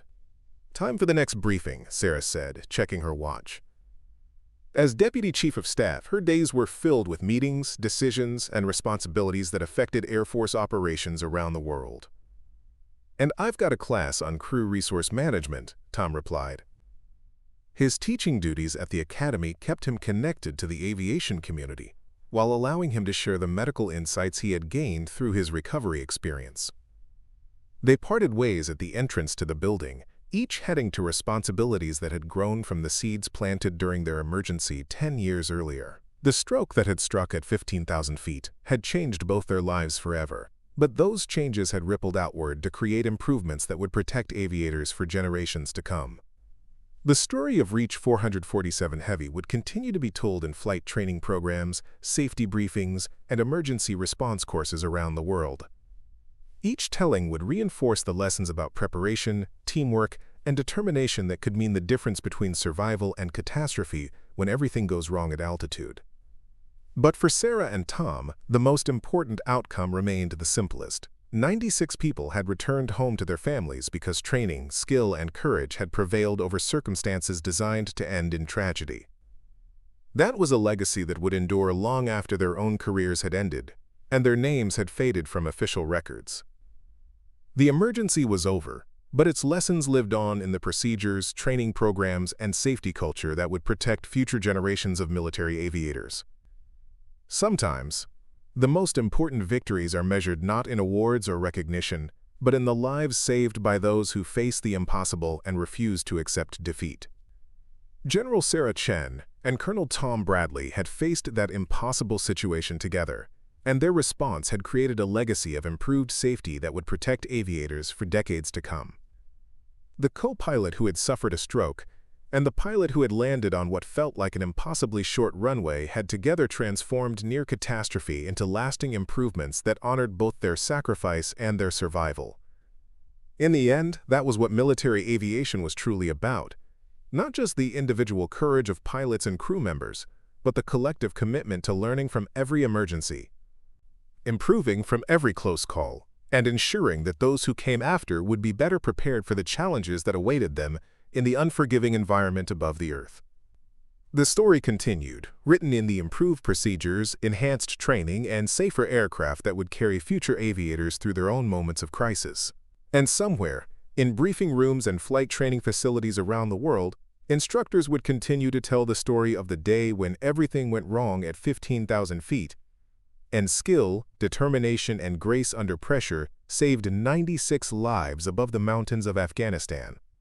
The Simulation Center at Nellis Air Force Base hummed with activity as a new generation of pilots faced their own version of the Reach 447 emergency.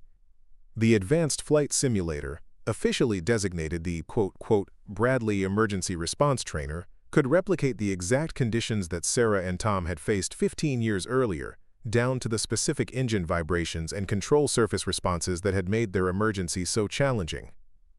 Captain Maria Santos, one of Sarah's former students at the Air Force Academy, was at the controls as the simulated stroke scenario began.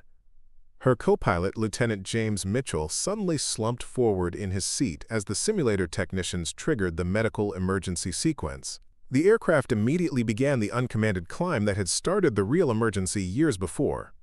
Medical emergency, Santos called out, her training taking over as she fought for control of the simulated aircraft. Behind her, instructor pilot Colonel Rebecca Hayes watched with the critical eye of someone who had been through Sarah's comprehensive training program. The Bradley Protocol had evolved significantly since its initial development. What had started as basic single-pilot emergency procedures had grown into a comprehensive training system that addressed not just the technical aspects of flying alone, but the psychological and physiological challenges that accompanied extreme stress situations. Remember your breathing techniques, Colonel Hayes coached as Santos worked through the emergency checklist. Stress management is just as important as aircraft control in these situations.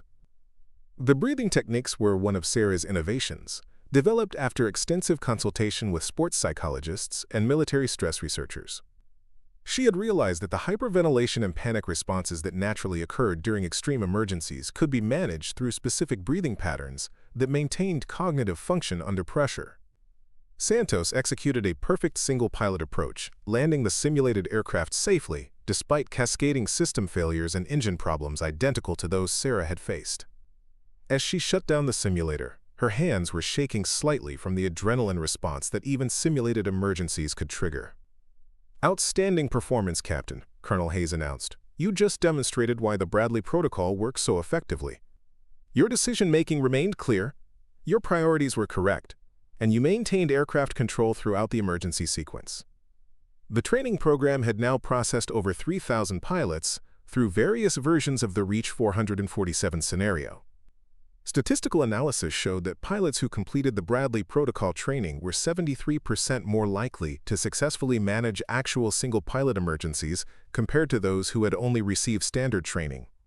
Meanwhile, at Walter Reed Medical Center in Bethesda, Tom Bradley was concluding his weekly consultation with the Aerospace Medicine Research Division. His unique perspective as both a pilot who had experienced stroke and a medical professional studying crew incapacitation had made him one of the world's leading experts on aviation medical emergencies. Dr. Patricia Yamamoto, the division chief, reviewed the latest research findings with Tom in her office, overlooking the hospital's rehabilitation gardens. "Tom, your work on early stroke recognition has potentially saved dozens of lives. The new medical screening protocols you helped develop have identified at-risk pilots before they ever reach the cockpit." The medical screening improvements were indeed remarkable. Based on Tom's case study and subsequent research, the Air Force had implemented enhanced cardiovascular screening that could identify pilots at risk for stroke or heart attack. The program had already prevented an estimated 47 potential in-flight medical emergencies. "The goal was always to prevent other pilots from going through what I experienced," Tom replied, his speech now showing only subtle signs of his stroke 15 years earlier. His recovery had been more complete than anyone had dared hope, though he still tired more easily than before and occasionally struggled with complex cognitive tasks. Tom's research had also contributed to the development of new cockpit monitoring systems that could detect when pilots were experiencing medical distress. Heart rate variability sensors, eye tracking systems, and voice stress analysis could now alert co-pilots or ground controllers when a pilot was in medical crisis, sometimes before the pilot was even aware of the problem. At Boeing's research facility in Seattle, engineers were putting the finishing touches on the C-130 J-30's latest upgrade package, officially designated the Chen Safety Enhancement Suite. The modifications, inspired directly by Sarah's recommendations following the Reach 447 emergency, included automated systems that could assist single pilots during emergencies. Lead engineer Dr. Michael Chen, no relation to Sarah, explained the new systems to a group of Air Force acquisition specialists. The automated flight path management system can maintain heading and altitude when activated by a single pilot, freeing them to focus on other emergency procedures. The enhanced engine monitoring system provides early warning of potential failures, and the simplified emergency checklist display prioritizes the most critical actions. The aircraft modifications represented millions of dollars in research and development, but the investment was justified by the lives they would save. Computer modeling suggested that the new systems could prevent up to 85% of accidents caused by single-pilot workload saturation during emergencies.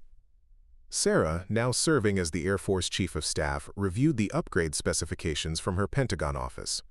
At 57, she had reached the pinnacle of military aviation leadership, but she still maintained her hands-on involvement in safety programs and pilot training initiatives. "These modifications will make every C-130 safer," she told her aide, Colonel Marcus Washington, as she approved the acquisition program. "But we can never let technology replace the fundamental skills and judgment that pilots need when everything goes wrong." Her philosophy had remained consistent throughout her career. Technology could assist and enhance human performance, but it could never replace the critical thinking and adaptability that separated exceptional pilots from merely competent ones. The Reach 447 emergency had been solved through human skill and determination, not automated systems. The Bradley Foundation, established by Jennifer Bradley with support from military families affected by traumatic brain injuries, had grown into a major resource for medical support and family assistance. The foundation operated support centers at 12 military installations, providing everything from immediate crisis counseling to long-term rehabilitation services. Jennifer, now 53 and serving as the foundation's executive director, was preparing for the annual Reach 447 Memorial Symposium, which brought together aviation safety experts, medical researchers, and military families for 3 days of presentations and networking. The symposium had become one of the premier events in military aviation safety. "This year's theme is Beyond Survival, Transforming Crisis into Innovation," Jennifer explained to her staff during a planning meeting. "We want to show how the lessons learned from aviation emergencies can be applied to other high-stress environments where split-second decisions matter." The symposium had indeed expanded beyond aviation. Emergency room physicians, air traffic controllers, nuclear power plant operators, and even astronauts attended sessions on stress management, decision-making under pressure, and team coordination during crises. The principles that had saved lives at 15,000 feet were proving applicable in many other fields.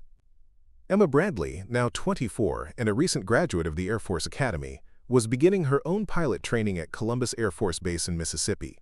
Her decision to follow her father into aviation had surprised some, given the trauma their family had experienced, but Emma saw it as a way to honor both her father's service and the lessons learned from their experience.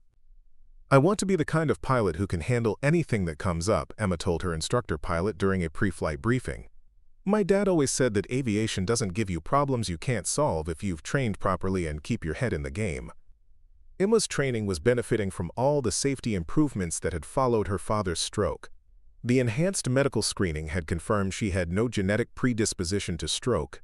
The improved training prepared her for emergencies that previous generations of pilots had never practiced, and the upgraded aircraft systems would provide assistance that hadn't existed when her father was flying.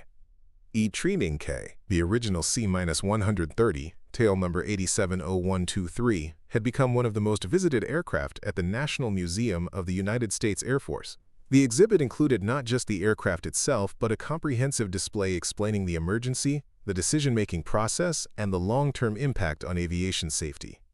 Museum Director Dr. Angela Rodriguez had overseen several updates to the display as new information became available, and as the story's impact continued to grow. This exhibit tells one of the most complete stories of how a single emergency can transform an entire industry, she explained to a group of aerospace engineering students from Ohio State University. The display included recordings of the actual radio transmissions from that day, recreations of the cockpit environment during the emergency, and testimonials from passengers who had survived the experience. But the most powerful element was a simple timeline, showing how the lessons learned had prevented subsequent accidents and saved additional lives. At Kandahar Airfield, where the emergency had begun 15 years earlier, a new generation of pilots was preparing for missions that would carry them over the same hostile terrain where Reach 447 had faced its crisis. The base had evolved significantly since Sarah and Tom's deployment, but the mission remained the same, providing airlift support for military operations in one of the world's most challenging environments. Lieutenant Colonel David Park, the current squadron commander, briefed his crews using training materials that included the Reach 447 case study. "Ladies and gentlemen, every time we launch from this field, we're carrying precious cargo, human beings who are depending on us to bring them home safely."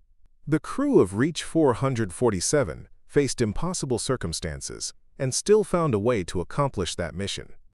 The briefing room contained a memorial wall with photos of all the aircrew who had served in Afghanistan, including a prominent display honoring Major Tom Bradley and recognizing Colonel Sarah Chen's actions during their emergency. The display served as a daily reminder of the standards expected from military aviators operating in hostile environments. The manufacturing quality control improvements that had followed the engine failure investigation had been adopted throughout the aerospace industry. The Pratt & Whitney plant in Connecticut, where the defective components had originated, now served as a model facility for quality assurance procedures that had been implemented at production facilities worldwide.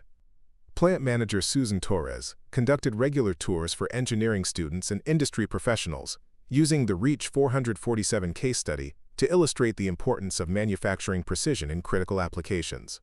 "One defective part caused an emergency that could have killed 96 people," she explained to a group of mechanical engineering students. "That's why every component we produce receives multiple inspections and quality checks."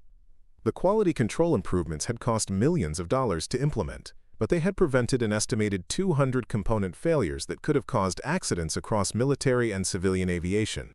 The investment in manufacturing excellence had quite literally saved hundreds of lives. Sarah's influence on aviation safety extended well beyond the Air Force. As Chief of Staff, she had worked with the Federal Aviation Administration, NASA, and international aviation organizations to share the lessons learned from military emergency responses. The principles of the Bradley Protocol had been adapted for civilian pilot training, airline crew resource management, and even spacecraft operations. Dr. Elizabeth Morrison, NASA's Director of Flight Crew Operations, had worked closely with Sarah to adapt emergency management principles for space missions. The decision-making processes that worked at 15,000 feet over Afghanistan are equally applicable at 250 miles above Earth, Morrison explained during a joint NASA Air Force safety conference. The space applications had proven particularly valuable during a recent International Space Station emergency when a crew member had suffered a medical crisis during a spacewalk. The commander's response, following principles derived from the Bradley Protocol, had resulted in successful treatment and full recovery. Tom's contributions to aviation medicine had earned him recognition from medical organizations worldwide. The American College of Aviation Medicine had awarded him their highest honor for contributions to flight safety, and his research papers were required reading in aerospace medicine programs at universities around the globe. His work had also contributed to improvements in commercial aviation. Airlines now used enhanced medical screening procedures for pilots, and flight attendants received training in recognizing and responding to pilot incapacitation based on protocols Tom had helped to develop. The insurance industry had taken notice of the safety improvements as well. Aviation insurance rates for military and civilian operators who implemented Bradley Protocol training were significantly lower than for those who used only standard procedures. The actuarial data clearly showed that the enhanced training reduced accident probability by substantial margins. Lloyd's of London, the world's premier aviation insurance market, had conducted a comprehensive study of the economic impact of the safety improvements that followed REACH 447. The analysis showed that the initial investment in training, equipment, and procedures had been recovered within 3 years through reduced accident costs and insurance claims. The study's lead researcher, Dr. James Cambridge, presented his findings at the International Aviation Safety Conference in Montreal. The REACH 447 emergency represents a perfect case study in how proper response to a single incident can generate safety improvements that provide economic benefits far exceeding their initial costs. As Sarah prepared for her retirement ceremony after 40 years of military service, she reflected on how that single emergency had shaped not just her career but the entire field of aviation safety. The stroke that had struck Tom at 15,000 feet had ultimately saved far more lives than it had endangered through the improvements it had catalyzed. The retirement ceremony would be held at the Air Force Academy, where her journey as a pilot had begun decades earlier. Tom would be there, along with many of the passengers and crew members from REACH 447, representing the human faces behind the statistics and safety improvements. Jennifer Bradley had prepared a presentation for the ceremony that would show the complete scope of improvements that had followed their emergency. The lives saved through enhanced medical screening, the accidents prevented through improved training, the system failures caught early through better quality control, and the careers preserved through better emergency response procedures. Sarah's actions on that day 15 years ago created ripples that are still spreading through the aviation community, Jennifer had written in her prepared remarks. Every pilot who completes Bradley Protocol training, every component that passes enhanced quality control inspection, every medical emergency that's caught early, all of these represent lives saved and families kept whole because of what happened when everything went wrong at 15,000 feet. The numbers were indeed impressive. Conservative estimates suggested that the safety improvements directly attributable to the REACH 447 emergency had prevented at least 47 aircraft accidents and saved over 800 lives in the 15 years since their crisis. The economic impact was measured in billions of dollars of prevented losses and reduced insurance costs. But for Sarah, the most meaningful statistic remained the simplest. 96 people had returned home to their families because training, skill, and determination had prevailed over circumstances that should have ended in tragedy. Everything else, the awards, the promotions, the safety improvements, the recognition, was simply the natural consequence of doing what military aviators were trained to do when everything went wrong. As she looked back on her career, Sarah understood that the emergency had revealed something fundamental about military aviation. It wasn't just about flying aircraft or completing missions, but about the commitment to bring everyone home safely regardless of what challenges arose.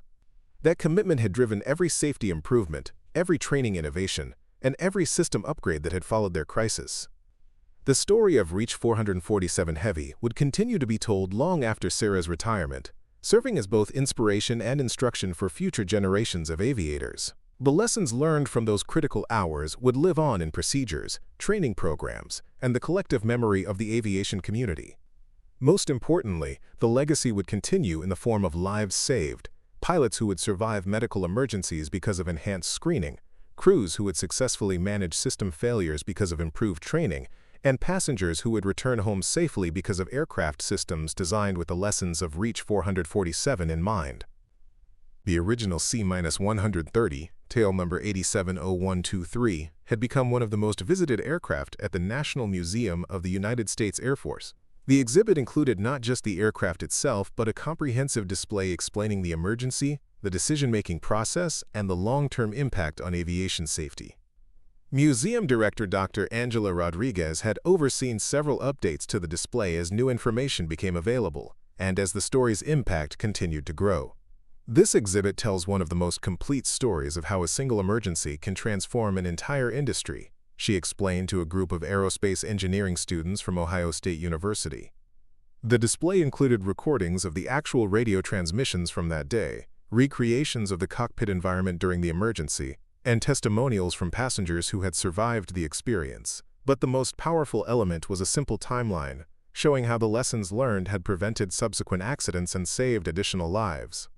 At Kandahar Airfield, where the emergency had begun 15 years earlier, a new generation of pilots was preparing for missions that would carry them over the same hostile terrain where Reach 447 had faced its crisis. The base had evolved significantly since Sarah and Tom's deployment, but the mission remained the same, providing airlift support for military operations in one of the world's most challenging environments. Lieutenant Colonel David Park, the current squadron commander, briefed his crews using training materials that included the Reach 447 case study. Ladies and gentlemen, every time we launch from this field, we're carrying precious cargo, human beings who are depending on us to bring them home safely. The crew of Reach 447 faced impossible circumstances and still found a way to accomplish that mission. The briefing room contained a memorial wall with photos of all the aircrew who had served in Afghanistan, including a prominent display honoring Major Tom Bradley and recognizing Colonel Sarah Chen's actions during their emergency. The display served as a daily reminder of the standards expected from military aviators operating in hostile environments. The manufacturing quality control improvements that had followed the engine failure investigation had been adopted throughout the aerospace industry. The Pratt & Whitney plant in Connecticut, where the defective components had originated, now served as a model facility for quality assurance procedures that had been implemented at production facilities worldwide. Plant manager Susan Torres conducted regular tours for engineering students and industry professionals, using the Reach 447 case study to illustrate the importance of manufacturing precision in critical applications.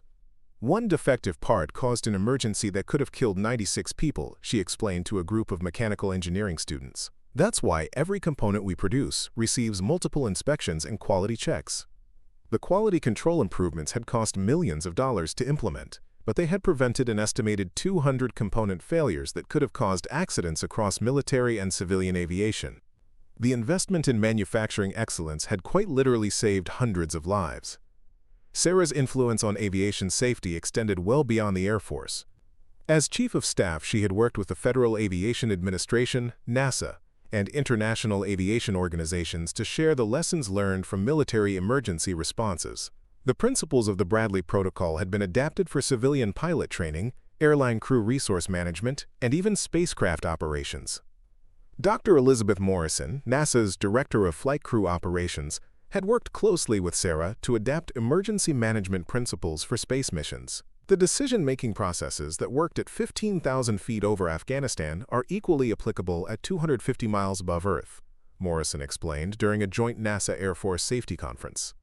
The space applications had proven particularly valuable during a recent International Space Station emergency when a crew member had suffered a medical crisis during a spacewalk. The commander's response, following principles derived from the Bradley Protocol, had resulted in successful treatment and full recovery. Tom's contributions to aviation medicine had earned him recognition from medical organizations worldwide. The American College of Aviation Medicine had awarded him their highest honor for contributions to flight safety, and his research papers were required reading in aerospace medicine programs at universities around the globe.